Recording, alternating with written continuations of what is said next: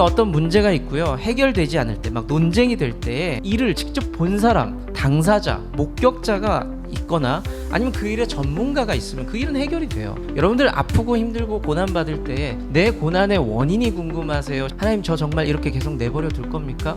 하나님, 저한테 왜 이러세요? 후자가 튀어나옵니까? 사실 후자예요. 신앙인들은 나한테 왜 이러냐고. 욥은 지금 견디고 버티고 하다가 좀 짜증이 나고 화가 나 있어요. 친구들과 싸우고 있지만 하나님께 좀 화가 나 있습니다. 드디어 38장에 하나님이 나타납니다. 하나님, 욥아, 나는 이런 존재야. 자신의 존재에 대한 설명을 하기 시작을 합니다. 하나님께서 설명하시는, 스스로 소개하셨던 하나님은 어떤 분이냐, 세 가지를 좀 함께 나눠보도록 할게요. 첫 번째는요, 하나님께서는 스스로를 나는 창조의 하나님이다, 세상을 만든 하나님이다 라고 소개하고 있습니다. 너는 못 봤지만 나는 이 세상을 만든 존재야. 너의 지혜는 나에 비할 바가 못 된다 라고 말씀을 하고 있습니다.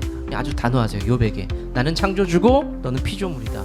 우리 선이 있어 선 넘지 마 라고 말씀을 하고 있습니다. 우리 신앙인에게 꼭 필요한 게 하나님을 하나님으로 알고 엎드릴 줄 아는 것, 하나님 좀 무서워할 줄 아는 것도 사실은 필요합니다. 그러면 이 세상은 누구의 것이다? 하나님의 것이다. 나도 누구의 것이다? 하나님의 것이다. 그 이야기를 하는 거예요. 결국에는 소유권과 사용권의 문제를 다루고 있거든요. 여러분들이 갖고 있는 것은 사용권입니다. 소유권은 하나님께 있습니다. 다 하나님 주신 것을 믿으셔야 돼요. 그게 창조 신앙을 갖고 있는 그리스도인들의 삶입니다. 잘 관리하셔야 돼요. 잘 사용하셔야 합니다.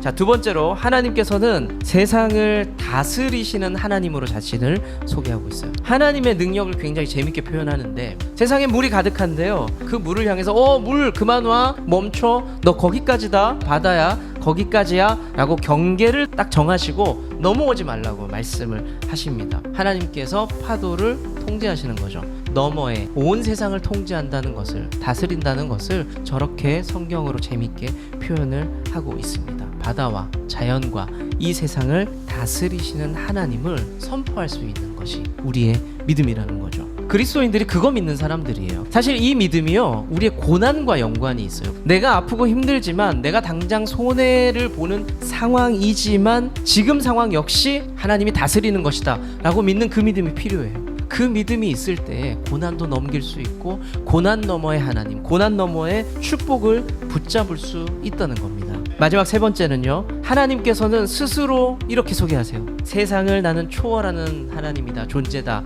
라고 소개를 하고 있습니다. 인간이 절대 할 수 없는 것들을 하나님께서 막 갑자기 나열하기 시작해요. 네가 아침이 오도록 명령할 수 있냐? 나는 할 수 있어. 네가 새벽을 붙잡아 둘 수 있어? 나는 할 수 있어. 죽음 이후의 세상을 네가 알 수 있어? 나는 다 알고 있어 라고 성경을 통해서 쭉 표현을 하면서 하나님과 사람이 다른 존재라는 것을 알려주고 있어요. 하나님께서 이렇게 질문하시고 말씀하신 의도가 나의 높고 위대함을 인정하고 사람의 한계를 인정해라. 특히 욥에게, 욥, 너 고난당하는 이유 계속 묻고 있잖아. 친구들과 논쟁하고 있잖아. 잘 모르겠지. 거기까지가 사람의 한계야.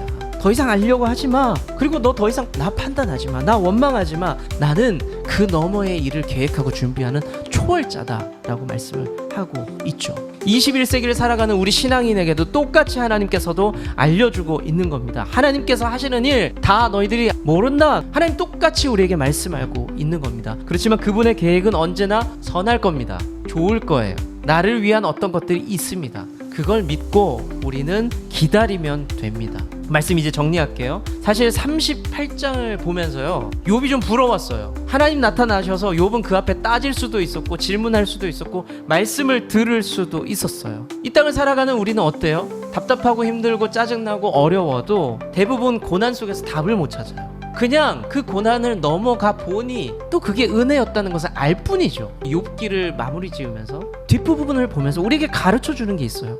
이제는 고난의 이유를 가지고 토론하지 마. 시각을 옮겨라. 이제 하나님을 좀 보라는 겁니다. 예수님과 함께 폭풍 속에 있었던 제자들은 예수님을 믿지 못했기 때문에 두려움에 떨었습니다.